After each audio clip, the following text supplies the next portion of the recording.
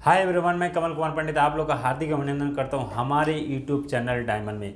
आज का जो सेशन होने जा रहा है बहुत ही ज़बरदस्त सेशन होने जा रहा है, क्योंकि मैं बताना चाहता हूं जब से मैं वीडियो को स्टार्ट किया हूं यूट्यूब में, जब से मैं वीडियो को स्टार्ट किया हूं, जिस टॉपिक को लेकर मैं स्टार्ट किया हूं और उस टॉपिक का आज जो है ना मेन पॉइंट है जिसके लिए आज इतना यूट्यूब में हल्ला मच रहा है कि क्या है ये चीज़। आज इस वीडियो के माध्यम से आपको समझ में आ जाएगा, पूरा क्लियर समझ में आ जाएगा। लेकिन आपको करना क्या है, आपको एक चीज़ करना है कि आपको समय लेकर इस वीडियो को देखना होगा और पूरा कंटिन्यू शुरू से एंड तक देखना होगा, तब भी आपको समझ में आ जाएगा आखिर इतना जो हल्ला चल रहा है यूट्यूब में डायरेक्ट सेलिंग है क्या, डायरेक्ट सेलिंग में करना क्या पड़ता है, डायरेक्ट सेलिंग आखिर फेक है या अच्छा है या बुरा है, डायरेक्ट सेलिंग में क्या करना पड़ता है। ये बहुत ही अच्छा टॉपिक है आज जिसके विषय में मैं बात करूंगा, तो इसके लिए आपको कंटिन्यू बने रहना है। चलिए मैं वीडियो को कंटिन्यू स्टार्ट करता हूं। What is direct selling? Direct selling होता क्या है my dear friends? Direct selling marketing जो होता है ना, पूरा वर्ल्ड की बात किया जाए तो मार्केटिंग जो होता है वह दो प्रकार का होता है। एक होता है ट्रेडिशनल मार्केटिंग, एक होता है direct selling marketing. Traditional marketing जो होता है ना वो हम लोग जानते हैं, आज सदियों से चलते आ रहा वो बिजनेस, लेकिन आज तक हम लोग शायद कहीं ना कहीं उतना समझ नहीं पाए कि ट्रेडिशनल और डायरेक्ट सेलिंग में अंतर क्या होता है। लेकिन आज इस वीडियो के माध्यम से मैं कंटिन्यू क्लियर बताऊंगा कि डायरेक्ट सेलिंग में मार्केटिंग जो होता है वो कैसे होता है, ट्रेडिशनल मार्केटिंग कैसे होता है, इसे हमें करना चाहिए या नहीं करना चाहिए, सही है या गलत है। आगे कंटिन्यू रहिए वीडियो में, आप लोग को सारा समझ में आ जाएगा। उदाहरण के तौर पर यदि बात किया जाए तो मैं एक साबुन का उदाहरण लेता हूं जो हम लोग हमेशा खरीदते हैं, डेली का ज़रूरत पड़ता है। कहाँ से खरीदते हैं? रिटेलर से। मतलब आपके शहर गांव में कहीं भी दुकान होता है तो हम लोग वहाँ से एक साबुन को परचेज करते हैं।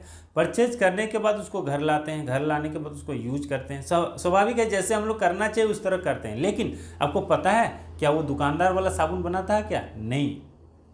नहीं बनाता है। वो भी कहीं से खरीद के लाता है, वो स्टॉकीज से खरीद के लाता है। स्टॉकीज वाला भी साबुन को नहीं बनाता है माय डियर फ्रेंड्स, वो सुपर स्टॉकीज से खरीद के लाता है। सुपर स्टॉकीज वाला भी साबुन को नहीं बनाता, वो सीएनएफ एजेंट से खरीद के लाता है। सीएनएफ एजेंट वाले भी साबुन को नहीं बनाता है, वो नेशनल डिस्ट्रीब्यूटर के पास से खरीद के लाता है। वो कौन है नेशनल डिस्ट्रीब्यूटर?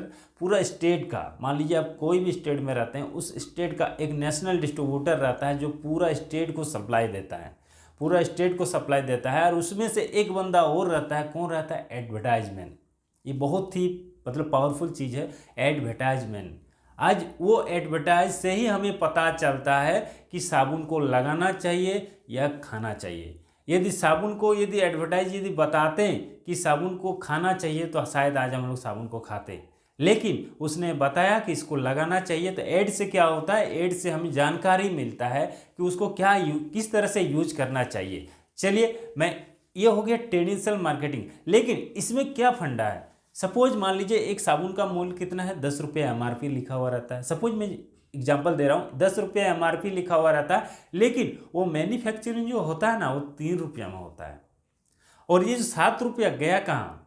वो सारे नेशनल डिस्ट्रीब्यूटर से लेकर रिटेलर तक, और बीच में एक एडवर्टाइज जो रहते हैं वो भी, ये सारा 70% पैसा उनके जेब में गया, उसके अकाउंट में गया, और हम लोग उसको देना पड़ेगा क्योंकि हमारे तक लाया है ना, तो हमको देना पड़ेगा।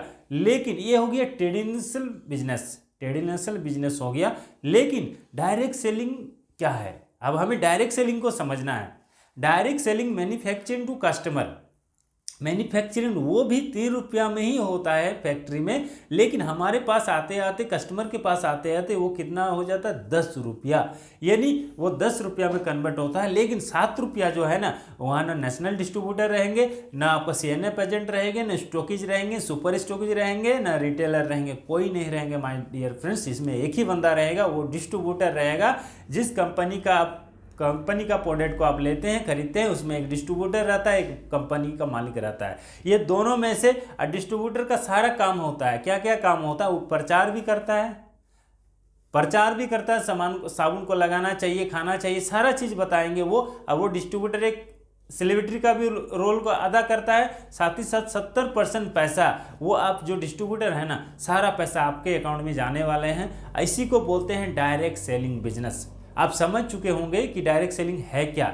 इसमें किसी तरह का मतलब खतरा नहीं है। मैं बताना चाहता हूँ, ये लोग बोलते हैं ये खतरा वाला बिजनेस है, नहीं, इसमें किसी तरह का खतरा नहीं है। क्योंकि जो बिजनेस हम लोग करते आ रहे थे, जो बिजनेस हम लोग देखते आ रहे थे, जो बिजनेस हम लोग हमेशा देखते थे, आज सेम चीज़ वही बिजनेस है, लेकिन फंडा कुछ अलग है, जिसमें कोई नहीं रहेंगे। सेलिब्रिटी से लेकर आप नेशनल डिस्ट्रीब्यूटर तक का भी काम आप खुद कीजिएगा, एक डिस्ट्रीब्यूटर करता है, इसीलिए इसे डायरेक्ट सेलिंग बिजनेस बोलता है। ये पाक साफ बिजनेस है माय डियर फ्रेंड्स। इसमें आप यदि आते हैं तो आपको कभी भी किसी तरह का तकलीफ होने वाला नहीं है। आप ऊंचाई की ओर बढ़िएगा। आपका 70% पैसा जो बाहर जा रहा था, वो 70% पैसा आपके जेब में जाएगा, आपके घर चलेगा, आपका गाड़ी होगा, बंगला होगा, सारा कुछ होगा। जो आज सेलिब्रिटी का हो रहा है वो सारा कुछ आपके साथ होने वाला है। आप खाली डायरेक्ट सेलिंग में आइए और डायरेक्ट सेलिंग को, बिजनेस को समझ के बढ़िया तरीके से कीजिए।